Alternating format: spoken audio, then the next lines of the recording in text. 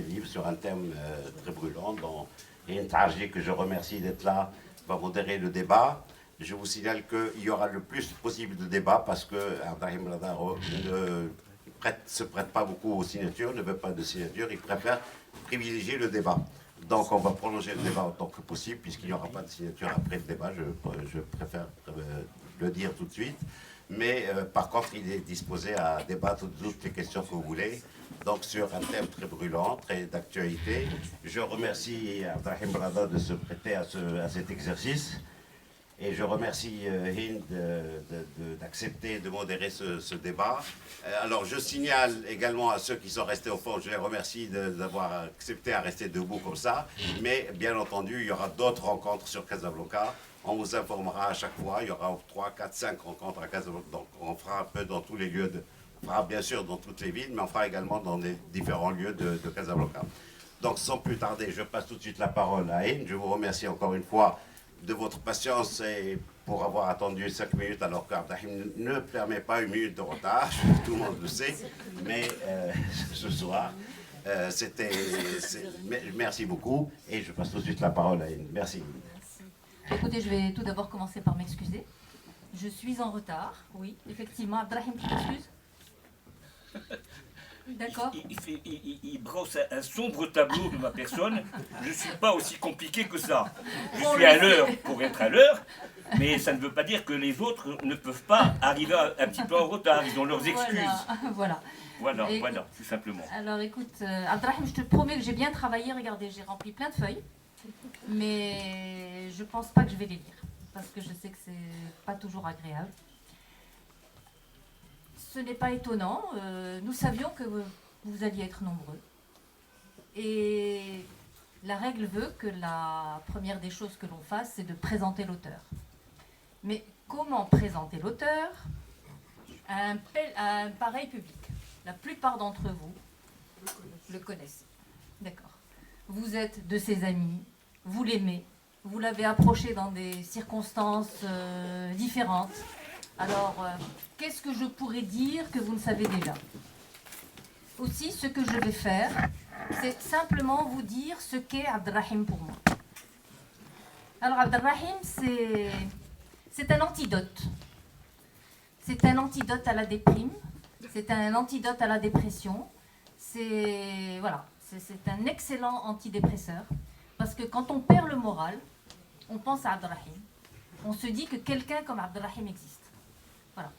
Quelqu'un qui est resté lui-même depuis, je pense, depuis toujours. Quelqu'un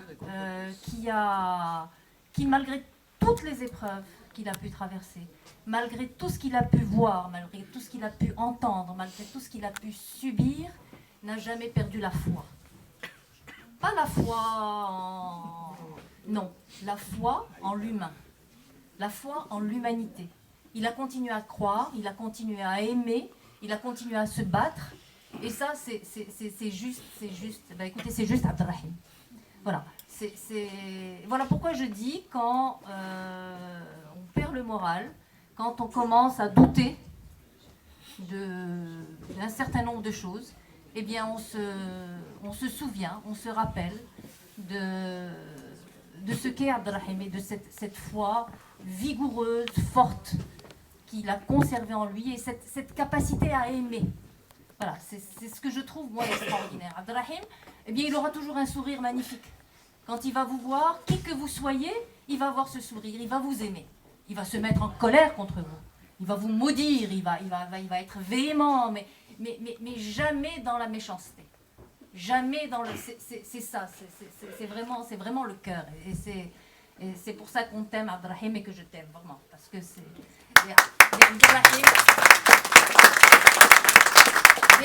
Abdrahim, on n'en a pas, on n'en a qu'un, et on l'aime et on le garde.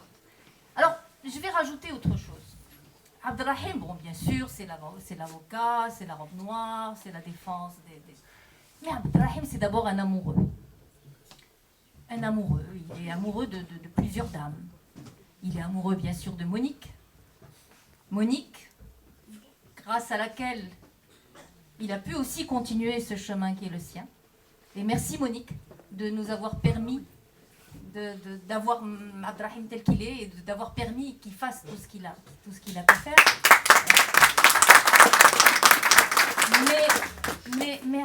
Mais Monique a dû composer avec des maîtresses très exigeantes. et ces maîtresses et ces amours de Abdrahim ont pour mot liberté. Et il a fallu faire avec ça. Et il a ces amours qu'il a portés, qu'il a conservés. Et cette fidélité, il est resté d'une fidélité extraordinaire à ces belles dames qu'il a continué à vénérer toute sa vie. Et donc, la liberté, choisissons-en une, parce que c'est vrai que pour Abdrahim, la liberté est quelque chose de fondamental, parce que sans liberté, il n'y a pas de dignité humaine. Alors, Abdrahim, bien sûr, toutes ces dames, effectivement, que j'ai citées, il a été amené à les chérir, d'abord du fait de son enfance, de l'enfance qui a été la sienne. Une enfance dans un Maroc sous protectorat où justement la problématique de la dignité se posait de manière fondamentale. Ce que je voulais rappeler, parce que ça aussi c'était juste un petit truc que je voulais lui dire, c'est que cet amoureux-là qui a aimé tant de femmes, quelque part ça a été un bon polygame à sa manière. Tu t'es un petit peu rapproché de ton papa sur ce plan-là. Oui. Sauf que lui le fut vraiment. Sans honte. Toi aussi, tu n'as pas eu honte d'aimer toutes ces dames. Hein, n'est-ce pas? Désincarné. Désincarné. Donc Abdrahim a un idéal, parmi plusieurs idéaux, mais cet idéal qui nous réunit aujourd'hui autour de cet ouvrage. La laïcité porte cet idéal de la laïcité depuis plus de 60 ans. En fait, depuis qu'il est arrivé à Paris, fin des années 50, début des années 60, en tant que jeune étudiant qui faisait des études d'avocat, et qu'il a compris en fait que pour que cette dignité, pour que cette liberté puisse véritablement s'épanouir dans une société, il fallait qu'il y ait une séparation du religieux et du politique. Il fallait qu'il y ait une laïcité, il fallait qu'il y ait une totale neutralité entre la religion et l'État. Et cela, il a commencé effectivement à véritablement comprendre cela à Paris, bien sûr, à Paris dans le cadre de ses études universitaires, mais aussi dans le cadre des débats passionné qu'il a pu avoir à l'époque avec les acteurs politiques de ce temps, et qui n'étaient pas n'importe qui, puisque nous parlons de Mehdi Ben Barka, que Abdrahim a côtoyé de très près, dans la mesure où il faisait partie, avec un groupe de plusieurs dizaines d'étudiants, de ceux qui avaient mis sur pied la section parisienne de l'UNFP, qui était en cours, à l'époque, en cours de construction. Et donc, dans le cadre de ces débats sur le devenir du Maroc, de ce Maroc moderne que tous ces jeunes et tous ces militants et tous ces leaders voulaient construire, la question de la laïcité était centrale. Donc c'est à partir de là qu'effectivement la réflexion d'Abdrahim autour de ce sujet a démarré. Alors nous sommes dans les années 50, 59, 60, 62 je crois, tu termines ton barreau. J'ai commencé le barreau en 62. En 62, d'accord. En 66, Abdrahim, comment s'en étonner, décide de retourner au Maroc. Il aurait pu rester à Paris. Il aurait pu rester à Paris et faire une magnifique carrière. Il avait des amis, il avait bons... Je ne citerai qu'Henri Leclerc, qui était un compagnon de longue date. Donc, Abdrahim aurait pu rester à Paris. Et bon. Mais Abdrahim a choisi de rentrer. Il a choisi de rentrer, et personne n'aurait pu s'en étonner. Et il a choisi, à partir de là, de sacrifier sa vie, son confort, son bien-être, l'équilibre de sa famille, pour ses idéaux. idéaux. Et ça, vous le savez tous. Vous le savez tous. Et il s'est complètement engagé dans la défense des droits humains. Et comme vous le savez, et là encore une fois, je ne vais pas répéter des choses que vous savez tous, il a été de tous les collectifs de défense des prisonniers politiques, de tous ces jeunes qui ont été arrêtés, torturés, jugés. Abdelrahim a été avec eux. Pas à pas, ne les a jamais lâchés. Et je pense qu'on ne le remerciera jamais assez pour ça. Il a été privé de passeport pendant 14 ans. Il a... Mais vous savez tout cela. Je veux dire, on va pas revenir sur tout cela parce que... Bon. Donc, voilà. Donc cet idéal, j'ai voulu rappeler cela. Bon, je ne voudrais pas trop monopoliser la parole parce que c'est surtout Abdelrahim que nous devons entendre. Donc cet idéal de la laïcité, il le porte depuis ces années-là. Donc ça fait quand même beaucoup de temps. Mais il s'est véritablement, il a véritablement décidé de le prendre à bras-le-corps et d'écrire quelque chose à ce sujet que depuis 15 ans. Déjà, que depuis 15 ans. D'accord ? En 2010, il a commencé à écrire. 2010. D'accord ? 5 ans après, le livre était terminé. D'accord ? Nous sommes... Quelle date ? 2019. Donc, depuis 2015 à 2019, il a fallu, et là, le mérite revient à son éditeur, Bishr Benani, qui a réussi à finalement le convaincre qu'il pouvait accoucher, parce que c'était un ragd.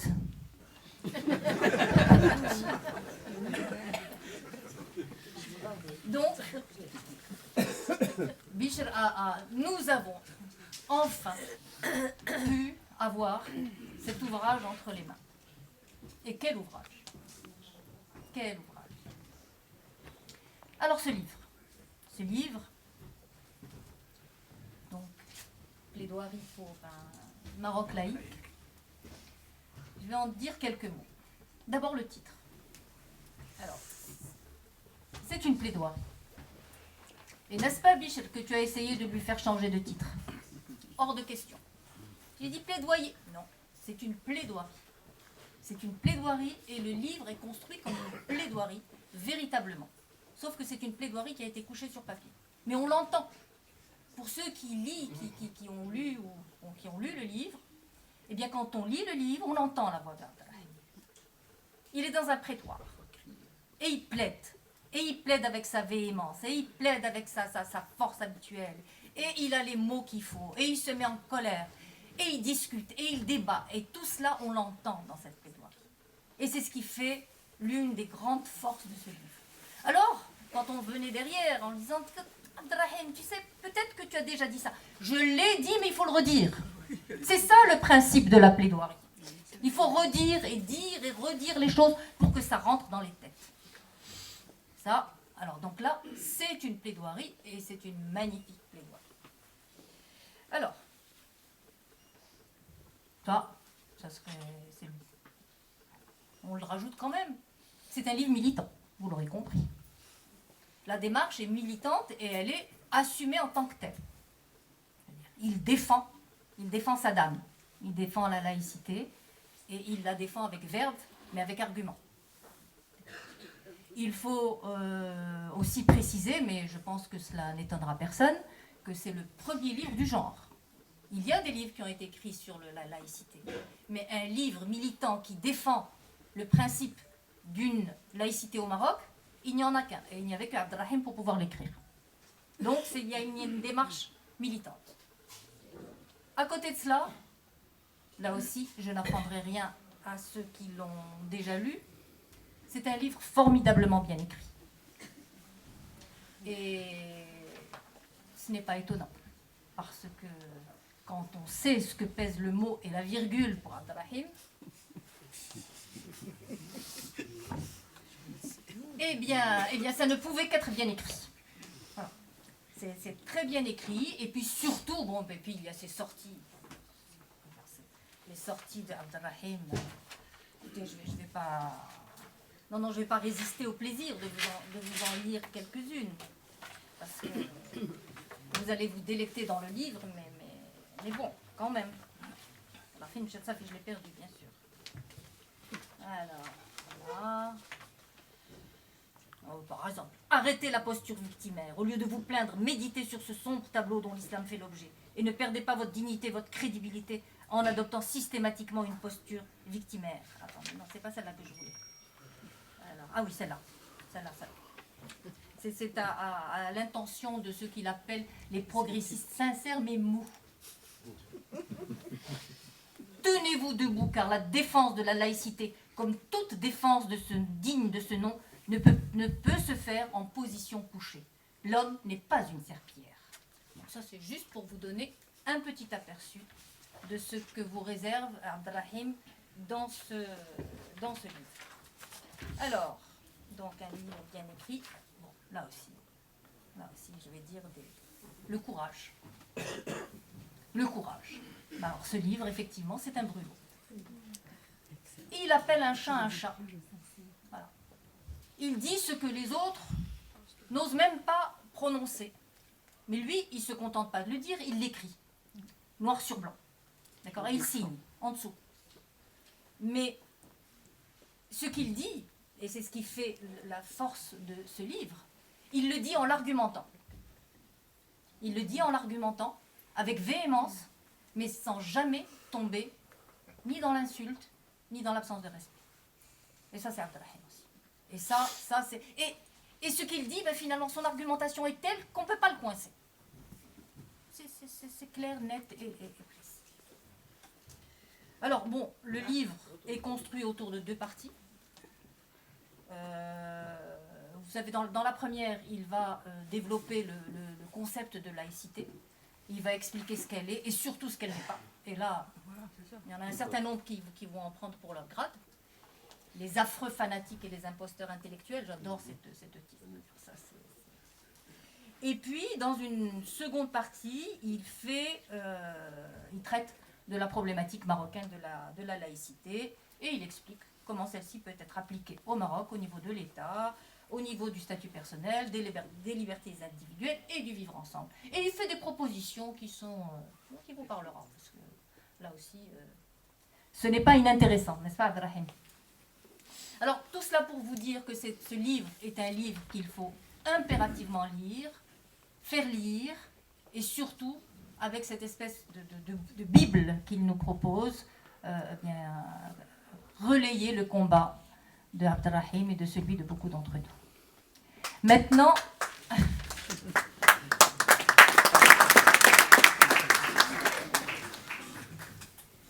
je vais me tourner vers Abdelrahim et on va un petit peu échanger. Enfin, je vais surtout le faire parler de son livre à partir de quelques questions. Effectivement, il est important que je garde le micro.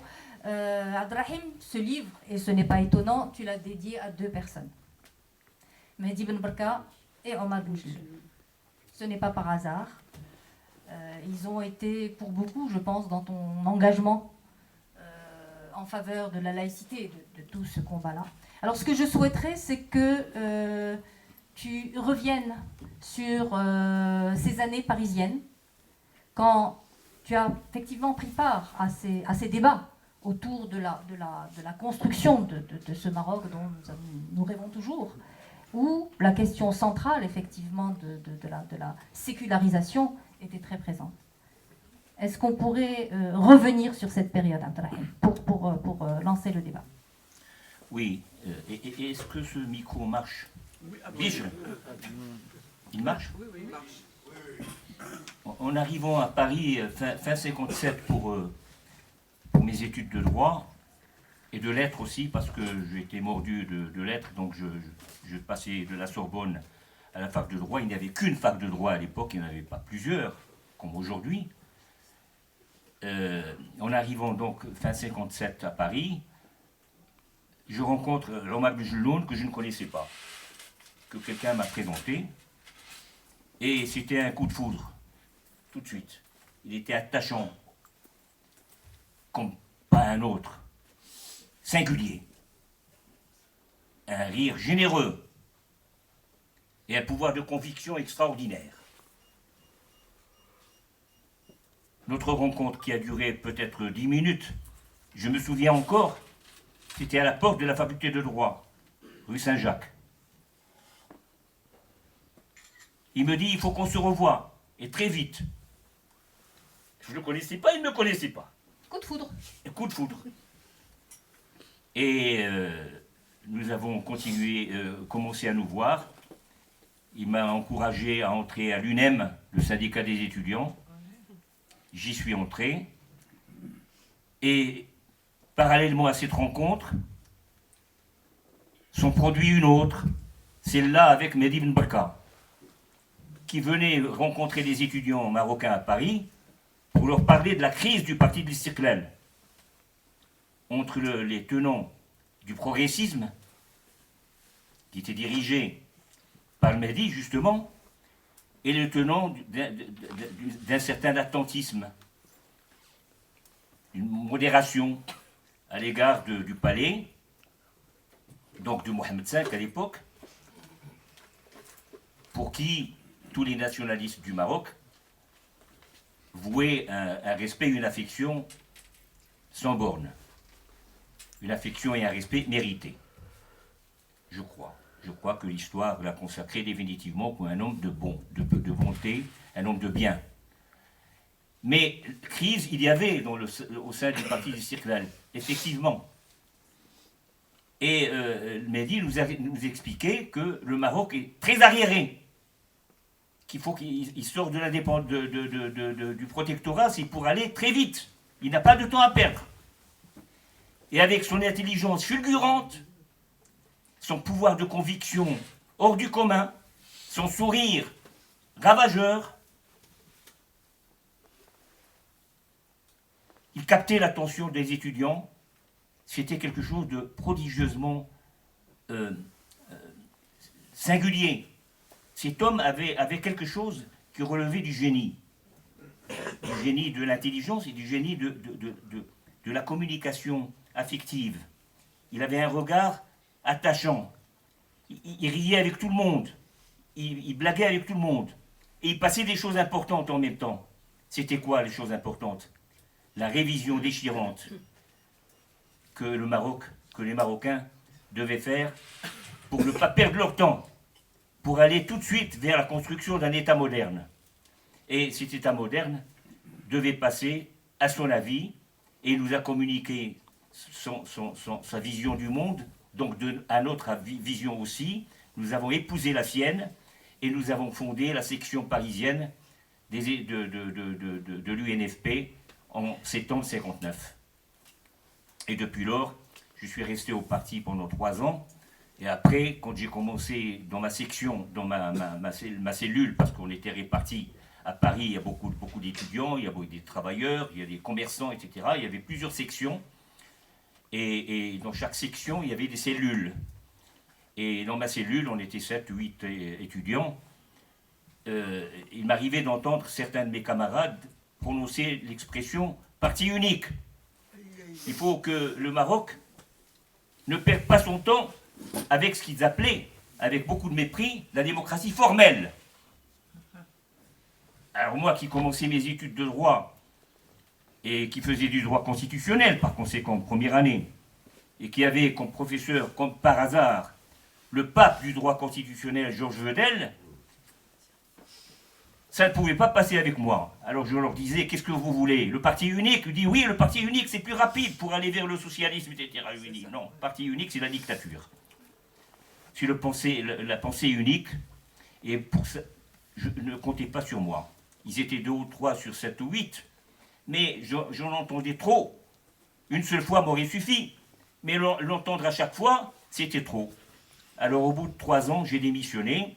Ça a commencé en même temps, ça coïncidait en même temps avec le début de mon stage au barreau de Paris. Je leur ai dit au revoir, on se retrouvera un jour avec une meilleure conception des choses, je l'espère. Et depuis, d'autres choses se sont passées. Mais je suis resté un camarade, un ami fidèle, de tous les militants de l'UNFP. À l'époque, ça s'appelait l'UNFP, pas l'USFP. Et comme si de rien n'était, je continuais à tenir des réunions avec eux. Et quand je suis rentré au Maroc en 1966, je suis devenu tout simplement leur avocat. J'ai tellement donné pour eux que beaucoup de gens croyaient que j'étais encore dans le parti. Mais de toute façon, le parti, après Ben Barka, n'était plus. Il n'était plus lui-même, je dirais, en forçant le trait, il n'était plus. Depuis lors, un autre parti est né, avec la destinée qu'il a eue. Alors maintenant, simplement, je voudrais dire, en dehors de ta question, Hind, si j'ai pu faire un certain nombre de choses dont tu as dit le plus grand bien, c'est parce qu'il existe sur Terre des êtres exceptionnels comme Hind, comme toi, Hind, comme Hakima Himij qui est ici, comme Hakima Al-Bar qui est ici, et comme d'autres. Je ne parle pas de mon épouse. Qui m'a subi, qui continue de me subir. Bon. Et donc, c'est parce qu'il y a des êtres exceptionnels qui vous donnent du courage au moment où vous êtes dans la désespérance, que vous reprenez vigueur et que vous redonnez un sens à la vie. Alors, parler du livre, tu en as parlé mieux que n'importe... Personne ne peut parler comme toi, Hind. Non seulement tu es une journaliste exceptionnelle, non seulement tu es une véritable écrivaine, mais en plus, tu es une grande oratrice. Si tu étais avocate, tu aurais été redoutable. Je voulais faire de la concurrence. Voilà ce que je voulais. Alors Abdelrahim, on va revenir maintenant plus aux propos du livre. Bon, la question je la connais, la réponse je la connais, mais je voudrais que tu dises à nos amis pourquoi tu as finalement décidé d'écrire ce livre. Parce que, par tempérament et mieux encore, par une approche philosophique,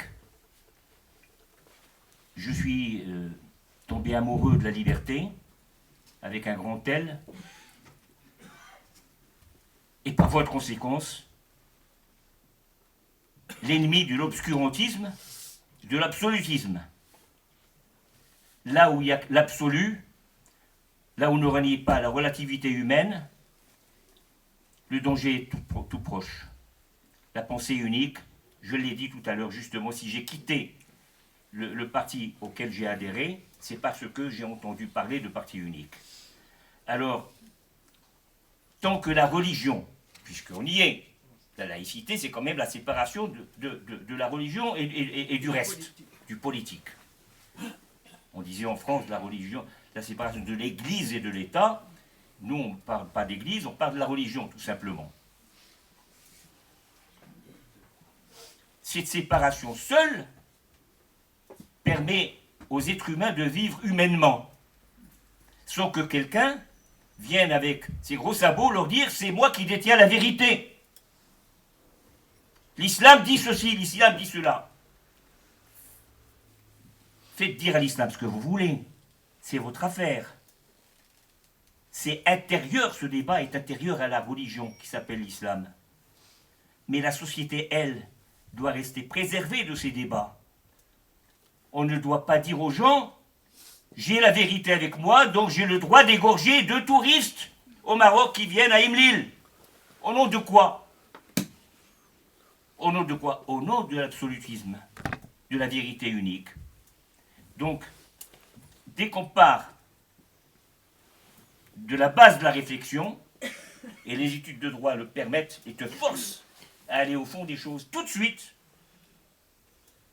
tu te poses des questions. Et quand on n'est pas de mauvaise foi, on se pose des questions. On va les chercher plutôt, là où elles sont un petit peu cachées. Il faut mettre à nu la réalité, qui peut être camouflée par beaucoup de choses, notamment par le discours humain, par la logorée humaine, par les idéologies, quand elles sont mal conçues par la pensée unique. Alors, comme je suis rebelle à la pensée unique, par voie de déduction, je ne veux pas que la religion, en l'occurrence l'islam dans un pays d'islam comme le Maroc, le Coran, Mohammed, les hadiths, etc., c'est pour ceux qui croient. Et chacun a sa lecture en plus. Et combien y a-t-il de lectures? Mais ceux qui ne croient pas, qu'est-ce qu'on va en faire? L'imam de la mosquée Sunna, le rabbin,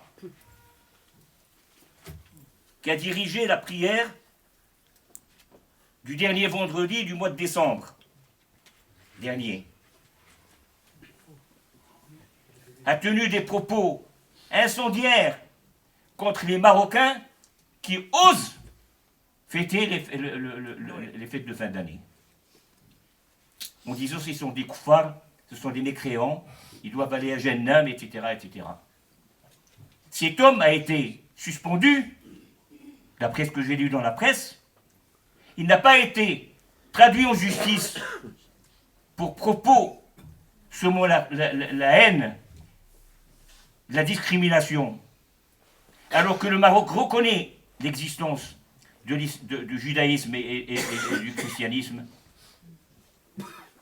Quel mal y a-t-il à partager les joies des chrétiens de Noël? Pourquoi pas? En quoi ça le regarde?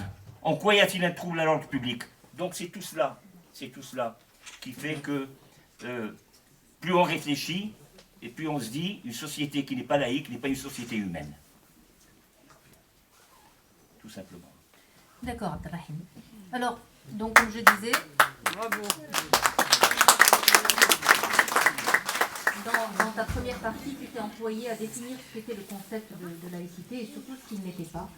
Et surtout, et là, d'ailleurs, dans le premier chapitre, tu t'en prends à ceux qui véhiculent des mensonges à l'égard de la laïcité. Et là, tu pointes du doigt directement ceux que tu appelles les affreux fanatiques. Et tu t'en prends à eux bien comme il faut. Et là, il explique tout ce que n'est pas la laïcité. Mais dans le même temps, et peut-être même que ta colère ta véhémence et ta colère étaient encore plus grandes, tu disais que ces affreux fanatiques étaient aidés quelque part par la duplicité et la lâcheté de ceux que tu appelles les pseudo-intellectuels. Alors, j'aimerais bien que tu développes un petit peu plus cette idée. Bon, qui sont ces pseudo-intellectuels? Qu'entends-tu par là? Et quelque part, pourquoi autant de sévérité et de colère à l'égard de personnes qui peut-être ne s'inscrivent pas dans la même démarche radicale, qui peut-être pensent qu'il faut procéder plus lentement, qui n'ont peut-être pas le courage qui est le tien? Pourquoi es-tu aussi dur à l'égard de ceux que tu appelles les pseudo-intellectuels? Parce que un intellectuel a une obligation d'engagement dans les problèmes de la cité. Et dans cet engagement, il y a l'engagement du discours, de la langue qu'on parle.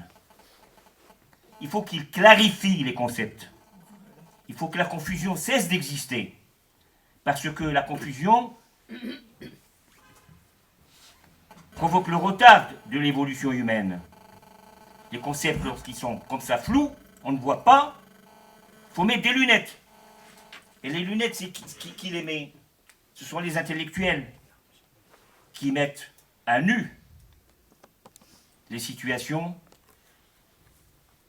problématiques, qui mettent la clarté là où il y a de la confusion. C'est pour ça que j'étais admirateur de Mehdi Ben Barka. Il était prodigieusement intelligent, mais il n'était pas inaccessible. Il parlait simplement à tout le monde. Lui était un vrai intellectuel. Omar Boujeloun, qui est sa copie conforme, était un vrai intellectuel. Donc, un intellectuel qui a eu la chance de faire des études, etc., doit faire bénéficier de son savoir les autres qui n'ont pas pu accéder à ce savoir. Il doit les éclairer.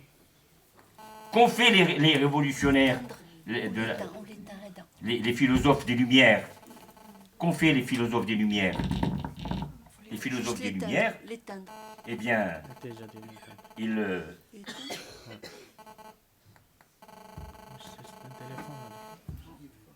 Il y a un téléphone qui vient. Un téléphone, alors il vaut mieux fermer vos téléphones. C'est bon là. les philosophes des Lumières ont compris, que ce soit les Anglais, Locke, etc., et surtout les Français, ils ont compris que la société française, l'ancien régime donc, ne pouvait pas évoluer sans que les choses qui doivent être clarifiées le soient. Et c'est pour ça que ils ont commencé à classer les idées, les mots, les concepts, etc. Ils ont fait l'encyclopédie, avec Diderot, d'Alembert, le baron d'Holbach, etc., etc. Eux ont compris tout de suite leur message, que leur raison d'être, c'était de faire évoluer les choses. Et ils s'engageaient. Voltaire, qui n'était pas un prolo, c'était pas Rousseau, c'était pas d'autres. Il était dans les cours européennes, etc. Et il s'est engagé pour le procès Calas, par exemple. Et il a écrit un traité dont j'ai oublié le titre, peut-être que mon ami historien Didier Folléa peut me sauver, un traité où il a décortiqué la notion de fanatisme.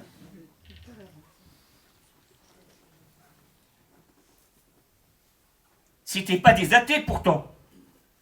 Ils étaient des déistes. Chacun à sa façon. Et chacun a fait son travail.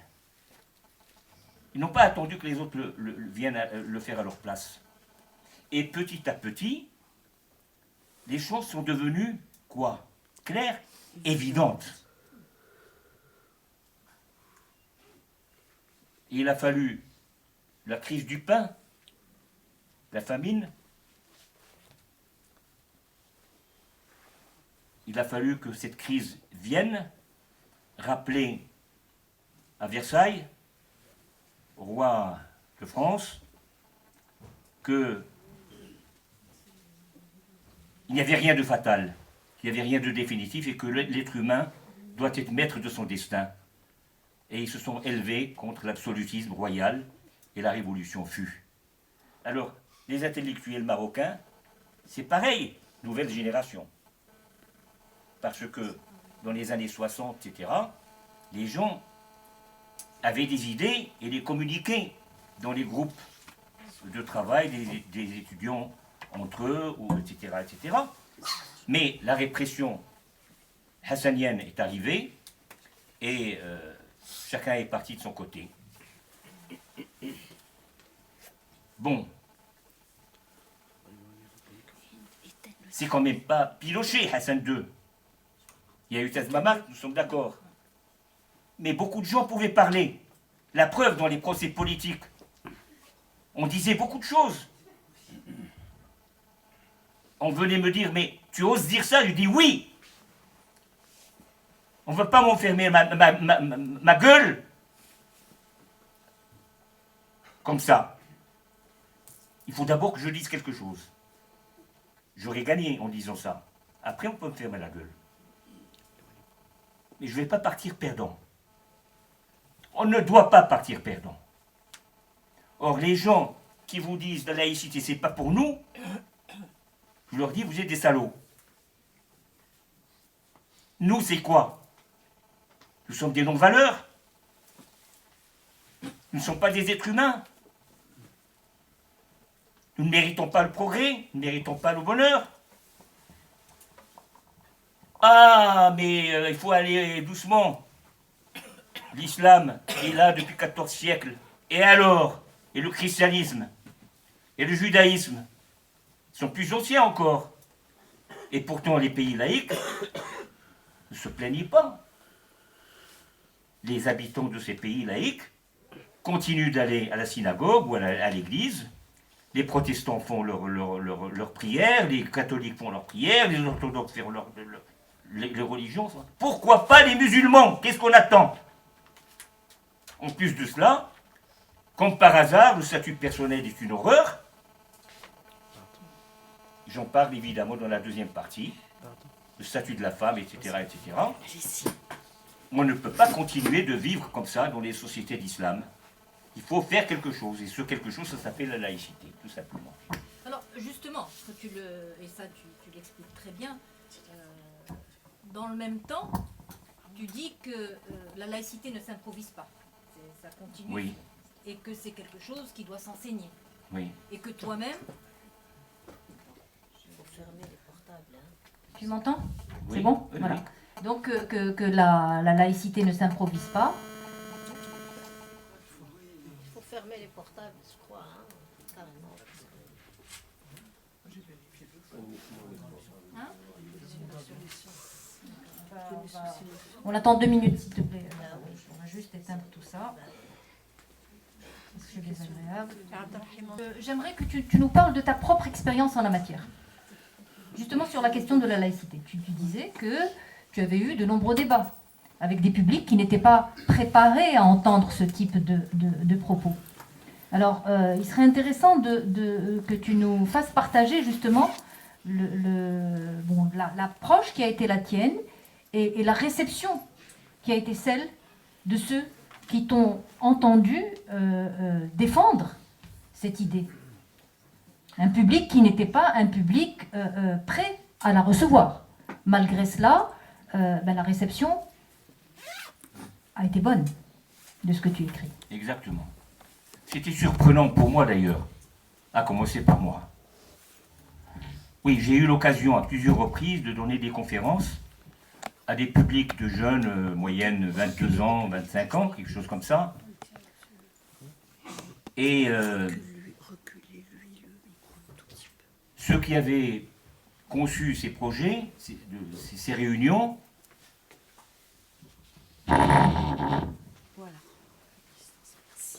faisaient exprès de n'informer que des gens de type salafiste. Je les suis après. Mais avec tout de même un bagage intellectuel, niveau d'études supérieures, etc. Tous arabisants. Et j'exposais mon laïus. 3/4 d'heure, 1 heure. Et après vient le débat. Et je reçois en pleine figure des questions très dures, etc. Je comprends au fur et à mesure que les questions étaient posées que j'avais affaire à un public islamiste. Mais j'étais là, engagé dans ce combat, militant, et il fallait donc parler à ces gens-là, hommes et femmes, beaucoup de femmes.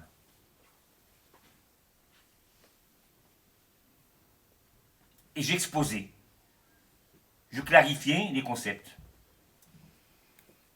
Et je voyais les yeux quasiment exorbités.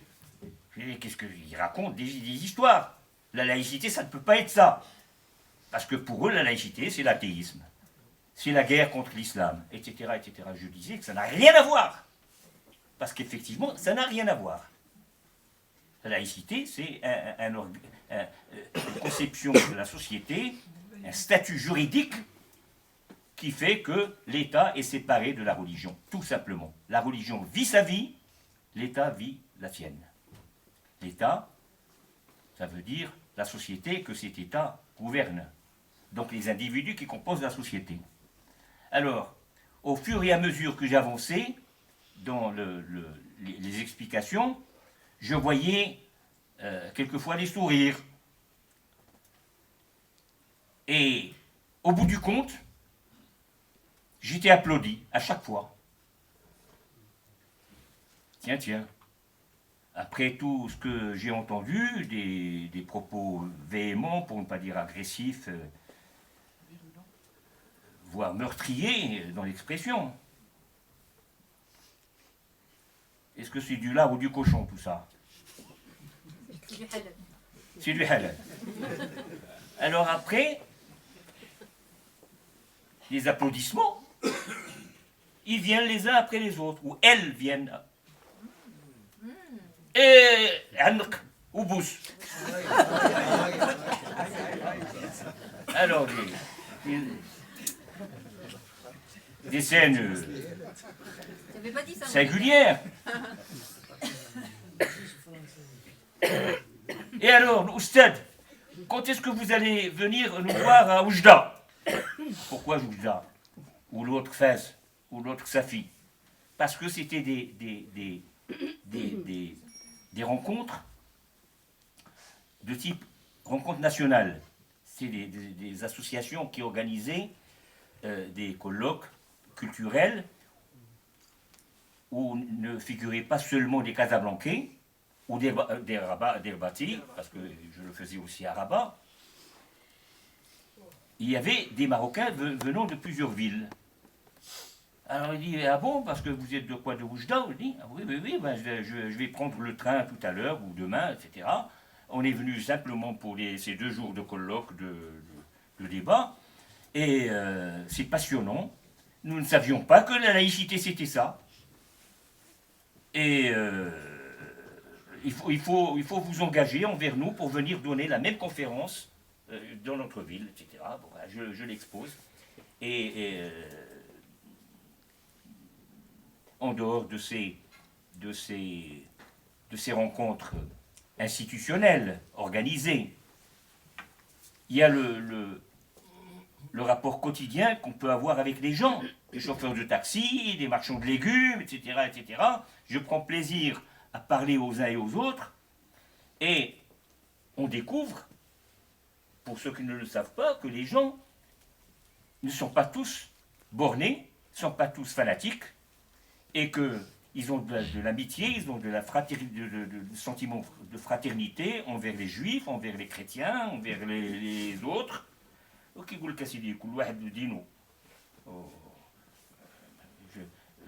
Il y en a même qui vont loin pour dire les musulmans ne sont pas de vrais musulmans. Les vrais musulmans, ce sont les juifs et les chrétiens, parce que eux savent ce qu'est la bonté, ce qu'est la générosité, ce qu'est la sincérité. Nous sommes tous des menteurs, etc. Je cite. Voilà. Bon. Et finalement, le peuple marocain n'est pas plus arriéré qu'un autre, même en comptant le tiers ou la moitié d'analphabètes que compte encore le pays, 60 ans après l'indépendance, c'est une honte. Bon, mais même avec ces gens qui n'ont pas eu la chance d'aller à l'école, d'apprendre un certain nombre de choses, on arrive à communiquer. Et donc, je me dis, pourquoi pas? Alors évidemment, il faut un plan chronologique. Il faut commencer par le début. Le début, c'est quoi? C'est l'explication. Explication. Et ce livre a pour ambition, justement, d'expliquer ce qu'est le concept de laïcité aux gens qui en ont besoin. Parce que je suis sûr que au moins les 2 tiers de cette salle c'est ce que c'est, n'ont pas besoin de mon livre. Mais dans la deuxième partie, par contre, je peux surprendre beaucoup de gens, parce qu'il y a très peu de gens qui savent ce que une société religieuse, théocratique comme la société marocaine, peut souffrir de problèmes dont elle peut et dont elle doit se passer si on fait un petit effort de modifier les lois. Et ces lois peuvent être modifiées très rapidement. C'est ce que tu expliques effectivement dans ta deuxième partie. Mais avant d'arriver à la deuxième partie, ce que j'aimerais, je reviens encore une fois sur la question justement de comment faire advenir la laïcité. Ça, c'est un immense problème, c'est un immense chantier. Tu expliquais que le rejet que nous avons dans nos sociétés de la laïcité vient des a priori et des fausses perceptions que l'on a. Bon, il y a association entre laïcité, rejet de l'islam, laïcité, athéisme, etc. etc. Et donc, et tu rappelles, bien sûr, qu'il ne peut pas y avoir de démocratie sans laïcité. Mais laïcité ne signifie pas non plus démocratie. Alors là, justement, parce que je reviens à un exemple que tu as donné et dont tu proposais justement qu'on réfléchisse dessus, l'exemple de la Turquie. Oui. Et l'exemple de la Turquie est extrêmement intéressant, dans la mesure où c'est effectivement le seul pays musulman qui a été laïcisé. D'accord. Maintenant, la manière dont il a été laïcisé peut faire réfléchir. Le slogan des kébalistes à l'époque était de faire le bien du peuple malgré le peuple. D'accord. Et on a donc imposé la laïcité de force. On a obligé les gens à changer leur manière de s'habiller. On leur a imposé à se raser la barbe, à enlever le hijab, enfin le voile. Bref, ça a été très violent et très autoritaire. Et ensuite, oui, effectivement, la Turquie s'est laïcisée, mais le moins qu'on puisse dire, c'est que ce n'était pas une démocratie. Et qu'au bout du compte, peut-être un siècle plus tard, eh bien, nous avons eu Erdogan. Et pourquoi je t'en parle? Parce que j'avais eu l'occasion d'y aller à l'époque, quand je faisais mon travail sur le voile, et j'avais été mais vraiment sidérée par la manière dont la loi laïque était contournée pour appliquer la charia. C'est-à-dire qu'à l'époque, donc en 89, j'avais trouvé des cas de polygamie. Mais les gens contournaient la loi. Ils contournaient la loi parce que c'était quelque chose qui leur avait été imposé. Voilà. Donc je ne dis pas toute la société turque, mais donc il y avait cette catégorie, cette partie de la population qui n'a jamais accepté en fait la laïcité. Alors justement, donc ça nous ramène à la question suivante, c'est comment faire, comment procéder, comment avancer. Je veux dire, et tu le rappelles bien, et tu le dis bien, en parlant de la société marocaine, que c'est une société qui est de plus en plus islamo-conservatrice.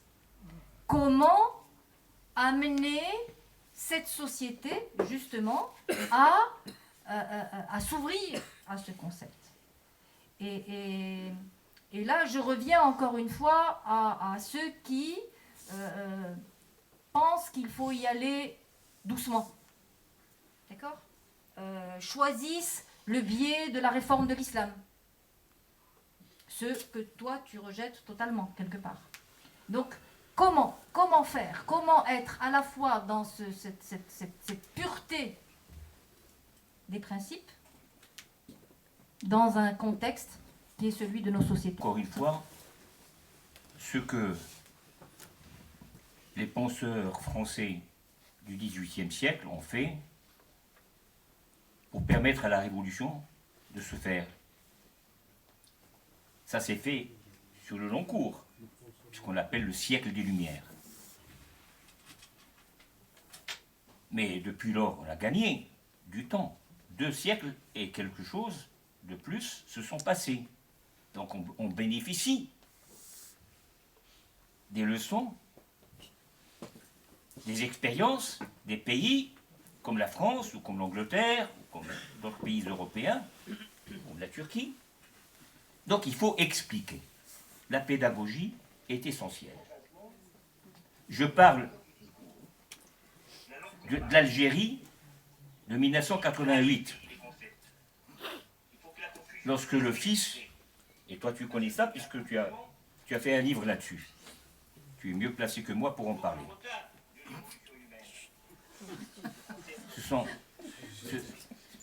Il y a un cancre là-bas. Hein?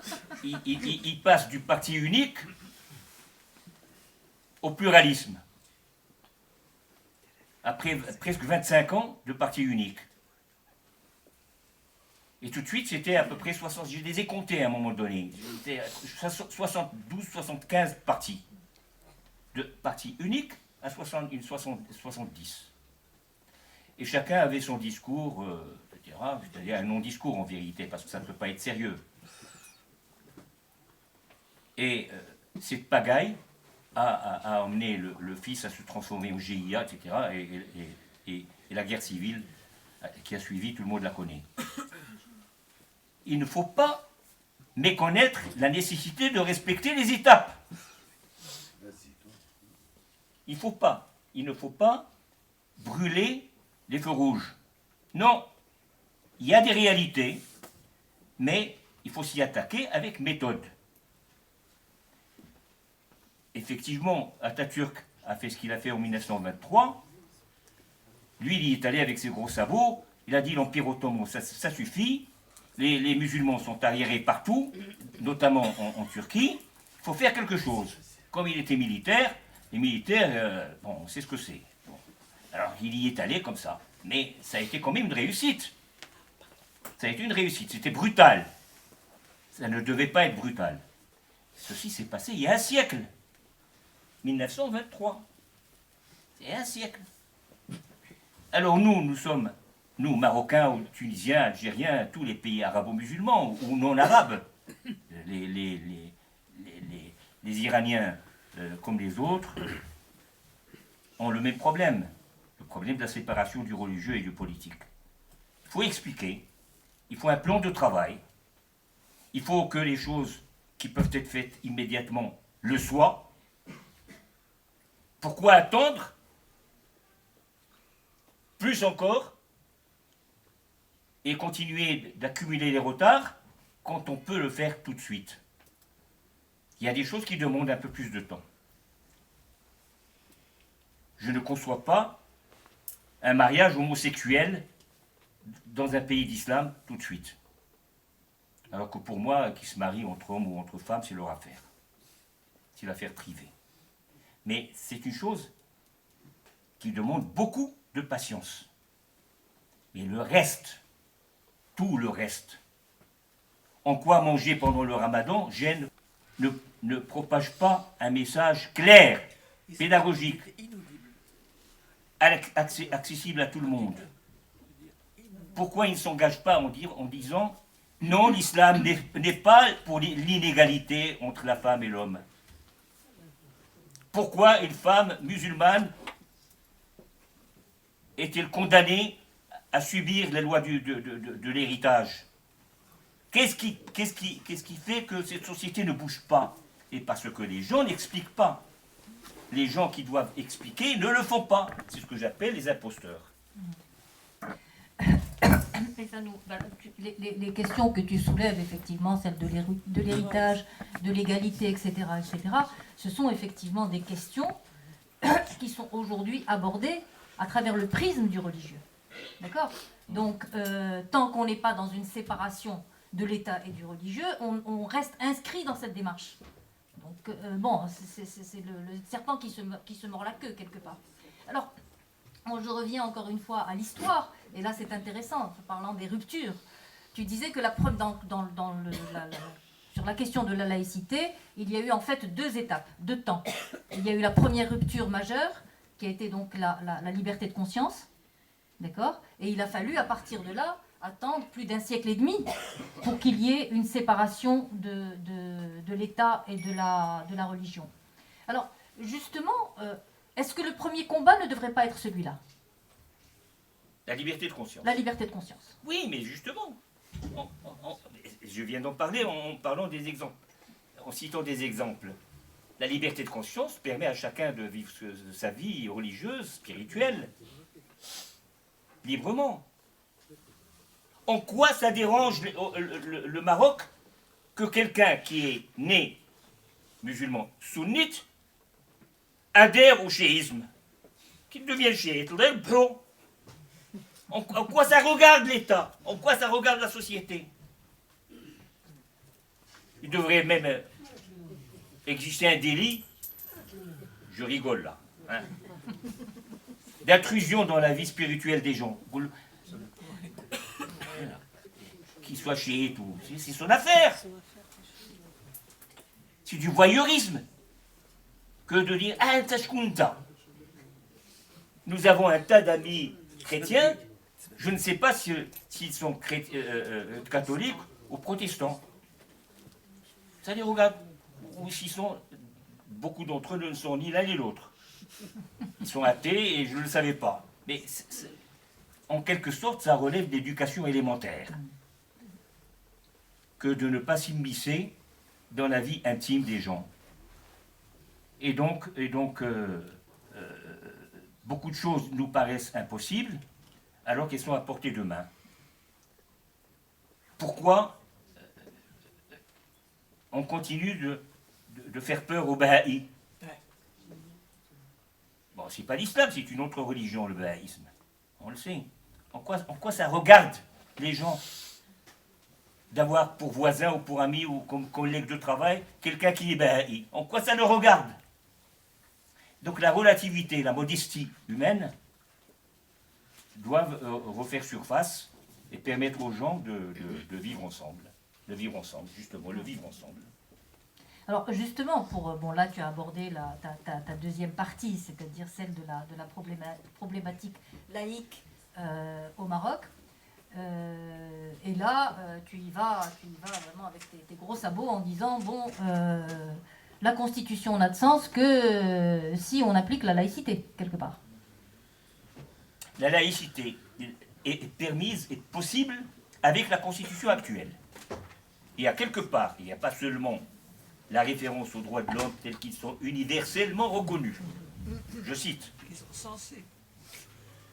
Universellement reconnus, ça veut dire... Je vais juste te citer parce que ça, je pense que c'est un truc. La Déclaration universelle des droits de l'homme de 1948, des Nations Unies.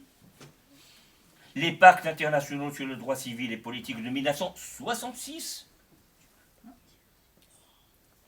La déclaration de l'ONU de 1984, que je cite intégralement parce que je ne pouvais pas laisser un mot échapper, et les citer intégralement dans le livre.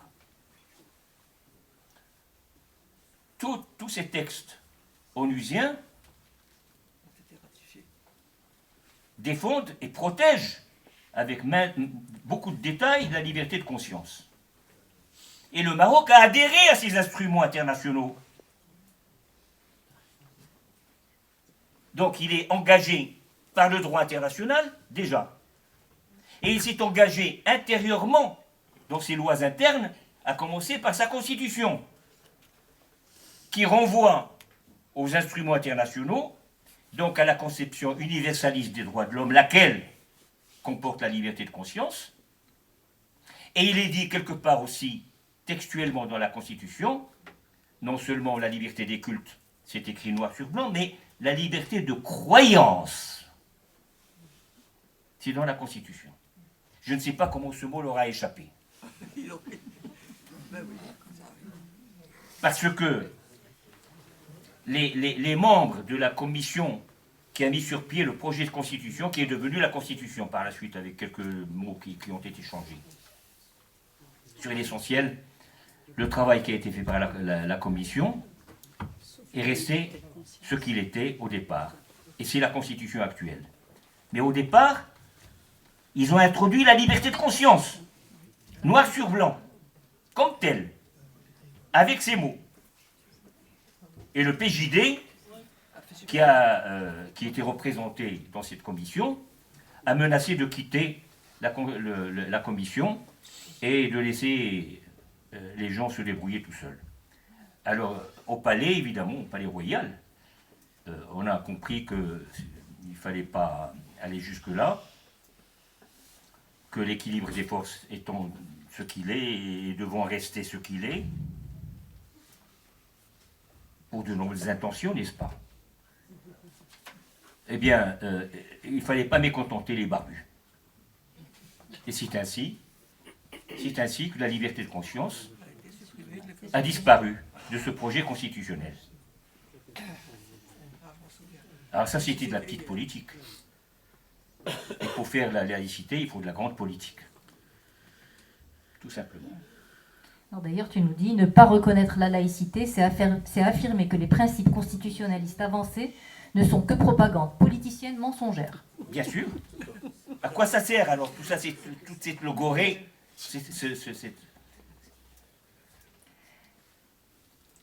À la limite, la Constitution est mal rédigée, parce qu'il y en a trop. C'est comme quelqu'un vous invite à un repas, et vous en donne trop à manger, il vous oblige à manger, en plus. Ben, je déçois. Alors ça va pas.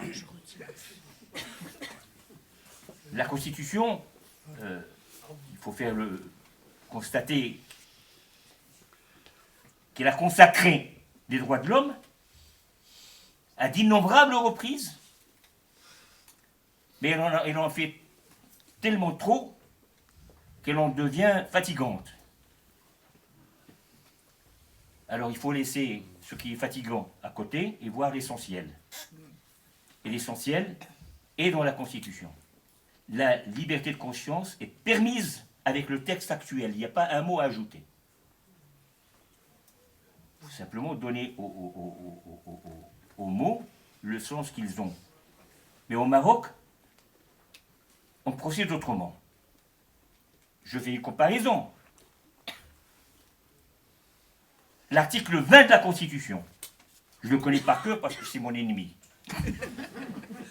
Mon ennemi, c'est pas lui qui est mon ennemi, c'est les gens qui ne l'appliquent pas qui sont mes ennemis.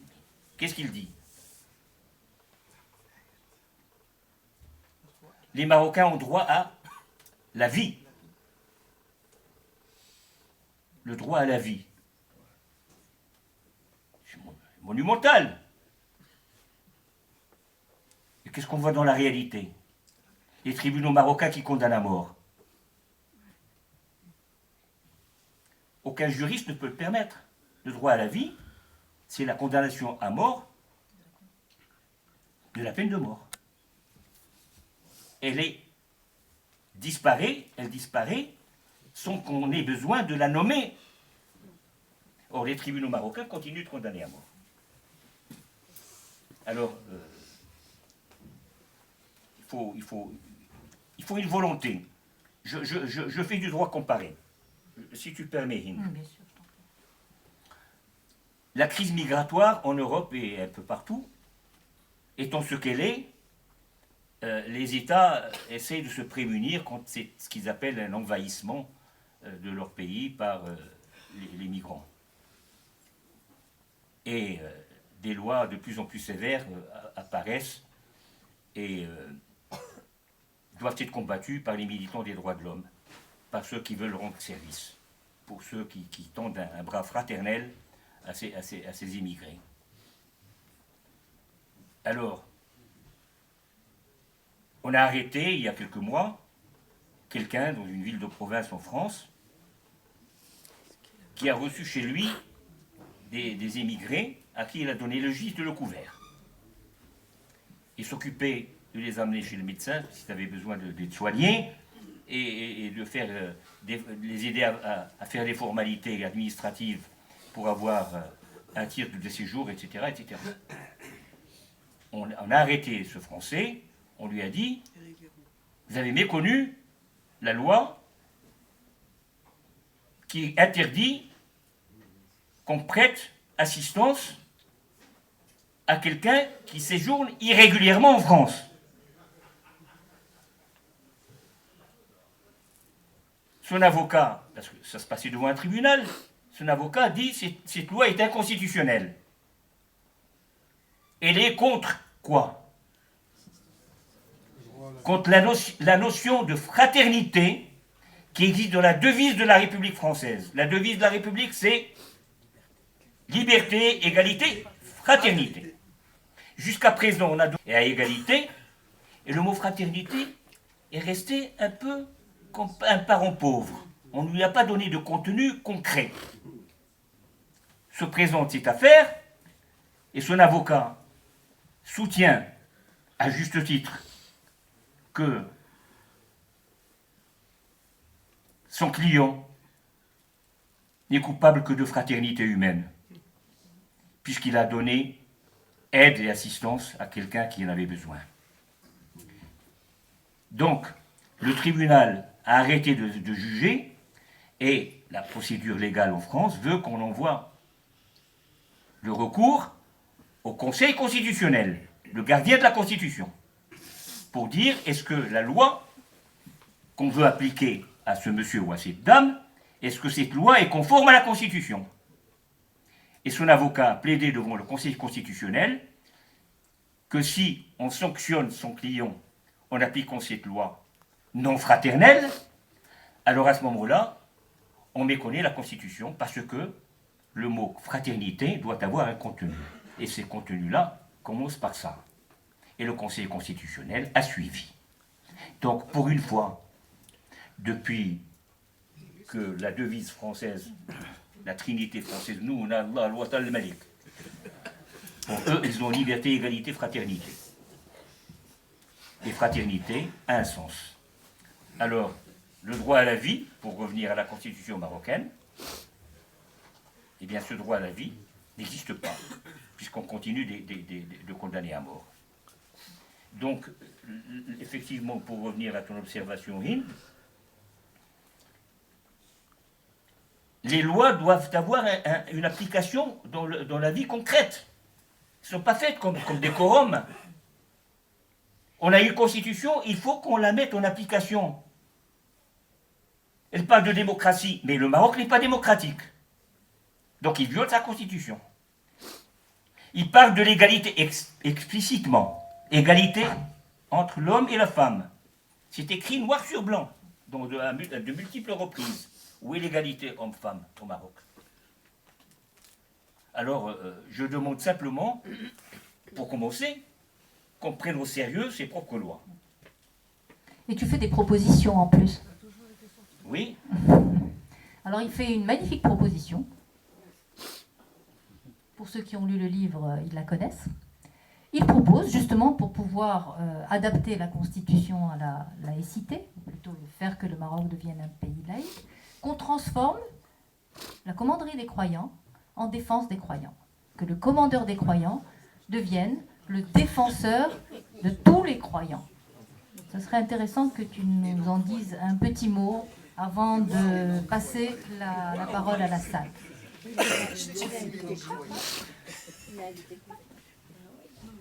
Oui, commandeur des croyants n'est pas défini. Amir al-Mouminin, c'est pas défini. C'est comme ça. Amir al-Mouminin. Bon. Déjà, le mot Amir est obsolète.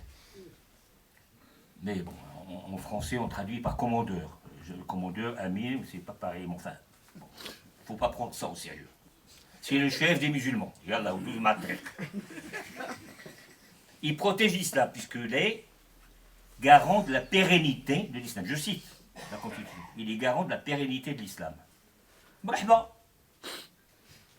L'islam n'est pas menacé, que je sache, au Maroc. 99% des Marocains sont musulmans. Je n'aime pas qu'on oublie les juifs, qui sont plus marocains qu'anciennement, sur le plan historique, que les musulmans. Ils sont là depuis 3000 ans, 2500, quelque chose comme ça, alors que les musulmans ne sont là que depuis Idriss.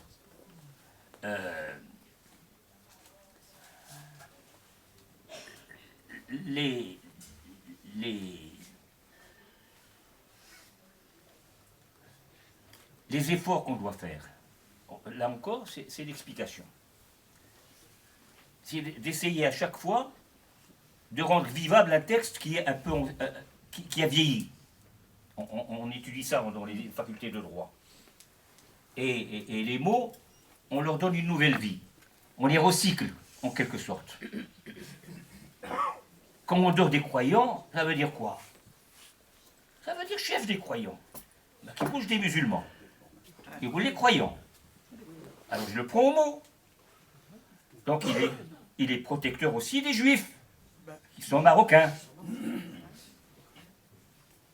Qui sont marocains. Et puisque apparaissent de plus en plus de Marocains chrétiens, du moment qu'on est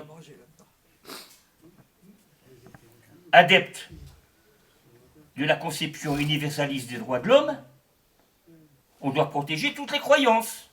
D'autant plus que le mot croyance est dans la Constitution. Donc on doit respecter aussi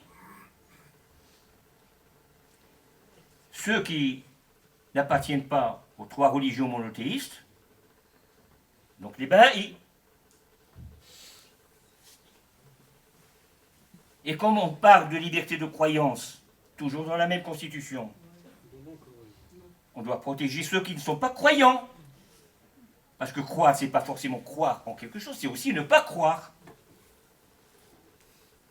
Donc on doit protéger les non-croyants, les agnostiques et les athées. Bon, pour commencer, respectons les croyants. Et le roi a une occasion unique. Fin Kel Malik, Smani. Il a une occasion unique. Il doit recevoir le pape dans 2 mois. Il peut lui faire un beau cadeau. Il dit votre sainteté, puisque c'est comme ça qu'on l'appelle un pape. Je fais un cadeau aux chrétiens en reconnaissant aux Marocains le droit de devenir chrétiens, officiellement. Quel beau geste! En quoi ça sème la pagaille au Maroc? Au contraire, ça permet à des gens de célébrer leur rite, de pratiquer leur foi dignement, c'est-à-dire en ne se cachant pas, en n'ayant pas peur. Et comme il doit être défenseur, et non pas seulement commandeur des croyants, je lui fais jouer un rôle concret, c'est-à-dire qu'il défend toutes les religions présentes au Maroc, toutes les croyances. Si d'aventure quelqu'un veut que le Maroc vive ce que la Chine de Mao a vécu, même s'il y a des maoïstes ici, ils le savent. Ils le savent que Mao, et d'ailleurs je le cite dans le livre, que Mao a été un ennemi de toutes les religions, à commencer par l'islam. Et la laïcité, ce n'est pas être l'ennemi d'aucune religion. C'est de les protéger, au contraire, de leur permettre de vivre, tout en permettant à ceux qui ne sont adeptes d'aucune religion de vivre leur non-foi. Ça a l'air compliqué, il n'y a pas plus, c'est enfantin. Quand on met les choses, chaque chose à sa place. C'est enfantin. Et c'est la paix pour tout le monde. Et c'est le bonheur pour tout le monde. Au lieu de continuer à voir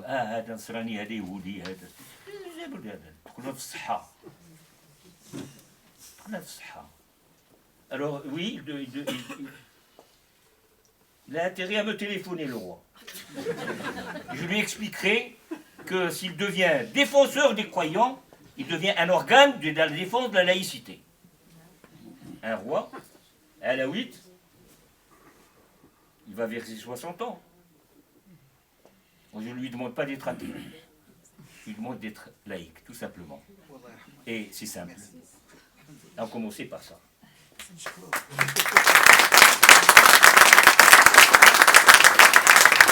Abdrahim, on pourrait encore, il y a encore énormément de choses à dire de ton livre, mais on va donner quand même la parole à la salle. Je voudrais juste terminer avec cette citation de Abdrahim. Convaincu que les Marocains laïcs finiront un jour par se compter en millions. Non, attends, excusez-moi. Vous le verrez. L'histoire, cette coquette qui aime réserver des surprises à l'humanité, me donnera raison. Car je le crois, l'utopie d'aujourd'hui, c'est la réalité de demain.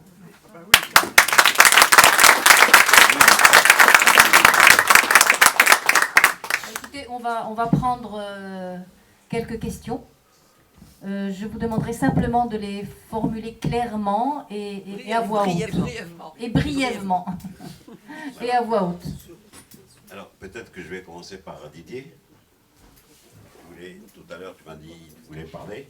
Donc, je commence par toi. Didier, s'il te plaît, vous parlez bien dans le micro, de manière à ce qu'on vous entende bien. Merci, Brice. Ce sera très rapide. Ce sera non sur le fond, mais sur la forme. J'ai presque fini de lire le livre d'Abderrahim. Et Abderrahim a réussi un double tour de force dans ce livre. Le premier tour de force, c'est d'avoir été capable de parler, d'évoquer des choses extrêmement précises, complexes, fondées sur les faits, vérifiées, fondées sur le droit, avec une immense clarté. Ça, c'est le premier tour de force. C'est un livre savant et en même temps extrêmement accessible pour tout le monde. Et le second tour de force qu'a réalisé Abderrahim en écrivant ce livre sur un Maroc laïque, c'est d'avoir été capable d'être extrêmement engagé sans jamais blesser personne. Je l'ai ressenti tout de suite et j'ai trouvé que c'était la force de son livre.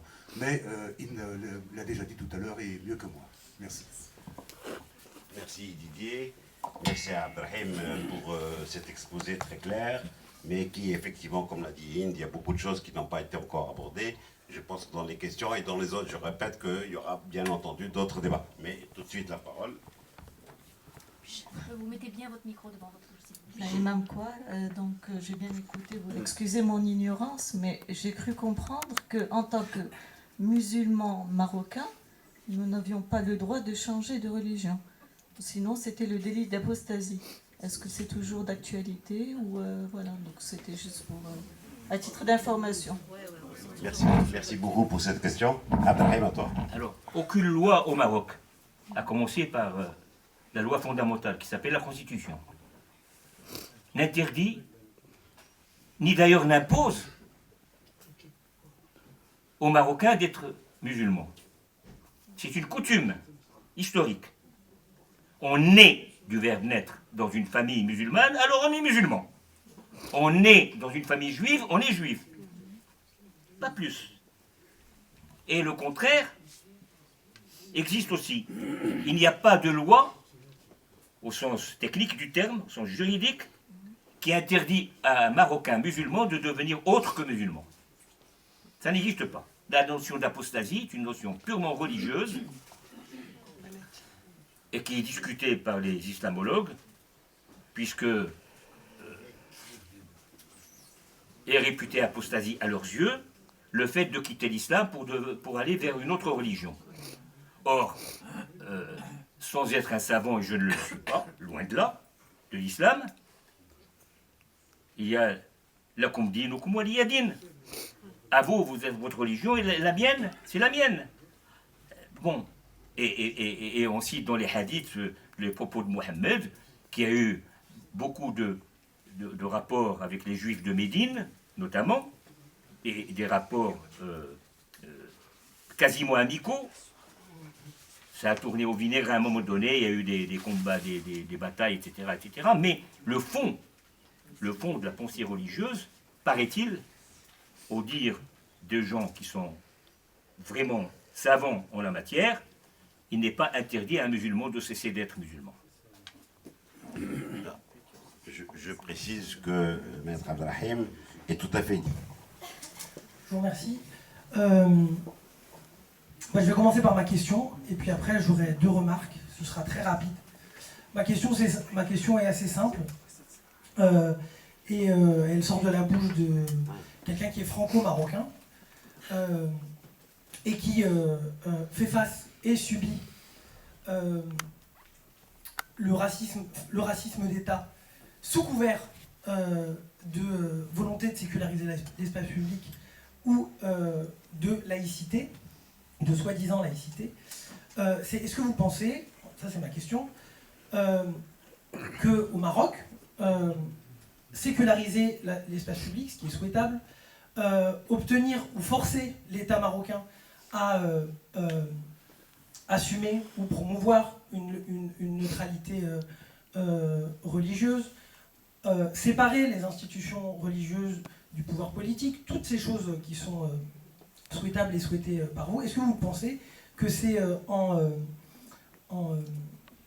promouvant ou en calquant ce que vous dites en calquant des conceptions françaises, parce que j'insiste sur le fait qu'elles sont françaises, votre livre il a été, je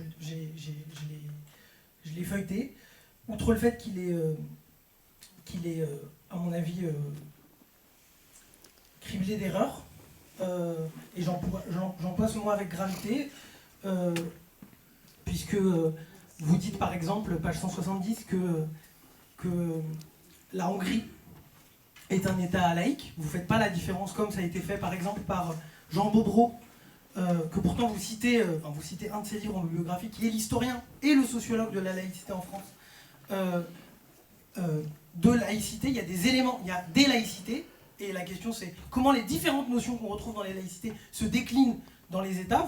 Vous êtes dépositaire d'une conception bien particulière de la laïcité, qui à mon avis conduit à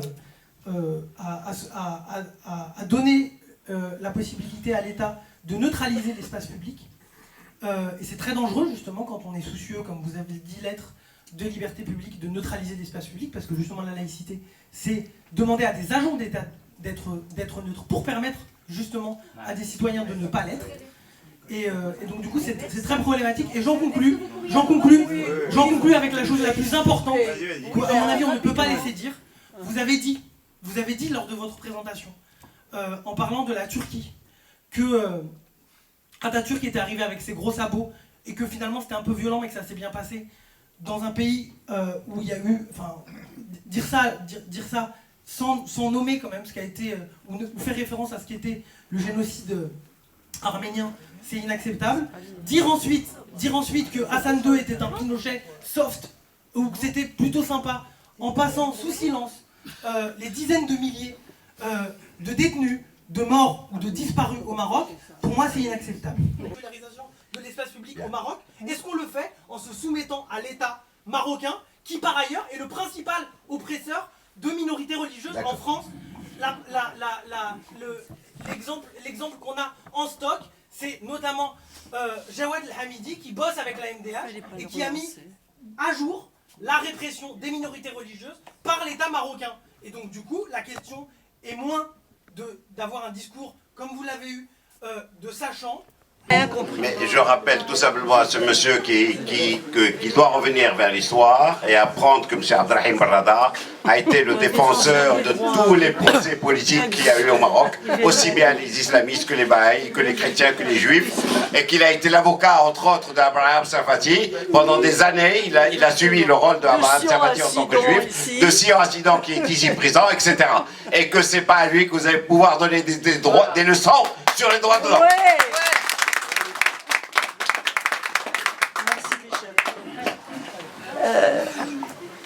Je ne parlerai pas de la clarté, de la rigueur de ton livre, je l'ai avalé.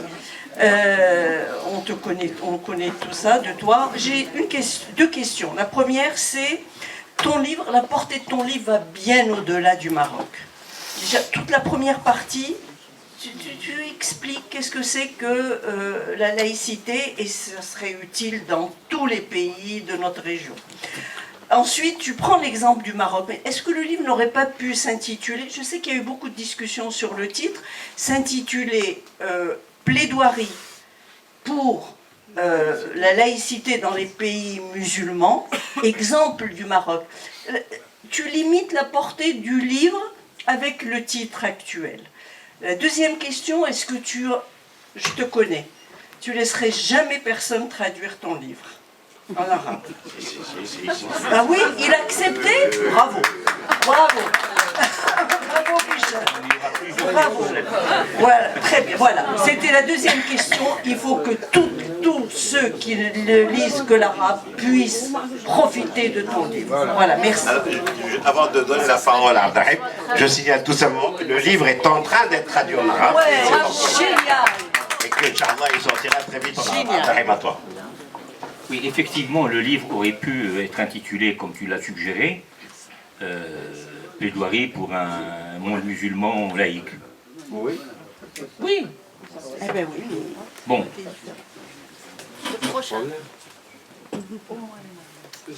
Ce livre est extensible tel qu'il est, puisque les mêmes problèmes se posent ailleurs. Seulement, pour ma démonstration, dans la deuxième partie, il a fallu que je donne des exemples concrets, juridiques, de la loi marocaine et de la pratique de cette loi.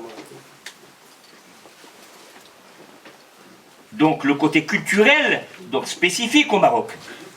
Le côté culturel, c'est la mentalité des juges. quand je parle de la garde de l'enfant mineur à l'occasion d'une séparation, d'un divorce. Je trouve que la maman est née chrétienne. Et elle connaît peut-être mieux l'islam que son mari musulman. Ça, c'est une question de hasard. Donc, le jour où ils se séparent, l'enfant mineur étant là, il faut que le juge en confie la garde à l'un ou à l'autre, quand ce n'est pas ce qu'on appelle la garde alternée, qui est une notion nouvelle dans le droit, même européen. Vas-y, Voilà, très bien. J'ai écouté un petit peu comme tout le monde. Je n'ai pas encore lu le livre. C'est pas. Mais je Attends, connais. excuse-moi, c'est pas allumé. Kudada. Là, là. Il C'est allumé, on n'entend pas bien. Éthiopie.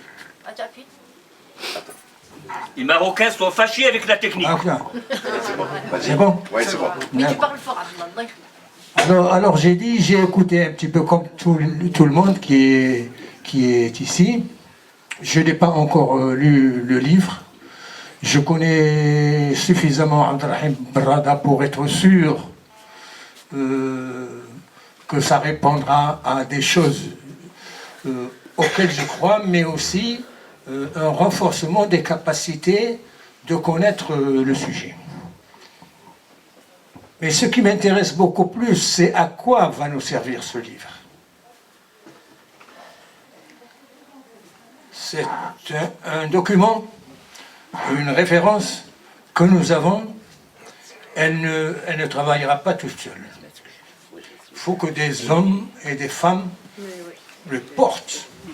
Et le portent pas seulement dans leur tête, dans leur relation à la société.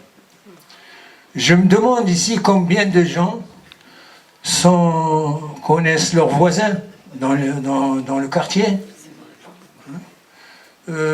travaillent dans le syndic de l'immeuble, prennent un petit café au coin de la rue du Derb où ils sont. Et même quand on n'habite pas dans un quartier populaire, on peut aller dans un quartier populaire et travailler avec des gens qui y sont là. Alors, j'ai peur que ce soit quelque chose qu'on va, entre nous, on va la diffuser entre nous, mais il faudrait être sûr que le régime a les moyens de nous écraser tant que nous restons à ce niveau de l'activité. Donc c'est une interrogation que chacun doit se poser par rapport aux moyens pour effectivement avancer un petit peu. Comme l'a dit Hind, effectivement, j'ai été candidat aux élections en 97. Dans mon quartier, c'était des jeunes qui m'avaient contacté pour me dire, voilà, tu portes l'étiquette USFP, on est avec toi. J'ai dit non, ça a été l'organisation du travail, l'OADP, pour contrer. En dehors de la sympathie que ces gens avaient envers moi, je n'avais pas beaucoup d'histoire avec eux. J'étais un ancien détenu, sorti de prison, que tous les gens connaissent. Donc il fallait que je me présente, pas seulement à ces gens, mais à tout le quartier. Alors vous savez, dans les partis, tout est imprimé, dans le parti, le programme. Moi j'étais avec l'étiquette d'un parti, mais il me fallait un petit papier personnel, le mien, que j'ai fait imprimer, où j'ai dit juste ce que je suis. De dire que je suis un ex-membre d'une organisation clandestine, il est même, que je suis pour l'égalité, homme-femme, pour la culture amazigh, pour la laïcité. Et ce papier, je l'ai caché en attendant le début de la campagne électorale. Et donc la veille, j'apporte avec mes sympathisants, voilà. Et les uns, ils me disent, écoute, est-ce que tu veux réussir, c'est-à-dire réussir aux élections, ou tu veux le contraire? Si tu veux le contraire, ne compte pas sur nous. Et si tu veux réussir, il faut que tu fasses sauter ce mot de laïcité. Moi j'ai dit non, pas question, il faut que les gens sachent. Je n'ai pas dit que j'allais imposer quelque chose ou autre chose, mais moi, voilà mes sentiments. Ils se sont tous retirés. Donc j'ai entamé la campagne électorale le premier, deuxième, troisième, quatrième jour, rien qu'avec ma femme. Quand elle était là, on se mettait là, bras dessus, bras dessous, enfin, on faisait le tour des maisons. Et voilà que le quatrième jour, le groupe revient. Allez, tu nous donnes les trucs à distribuer. Qu'est-ce qui se passe? Des choses que je ne savais pas, que moi je ne touchais, je ne palpais pas du tout. C'est que des islamistes ont lancé une campagne contre moi pour dire il va détruire les mosquées, il va mettre les débits clandestins d'alcool dans le quartier.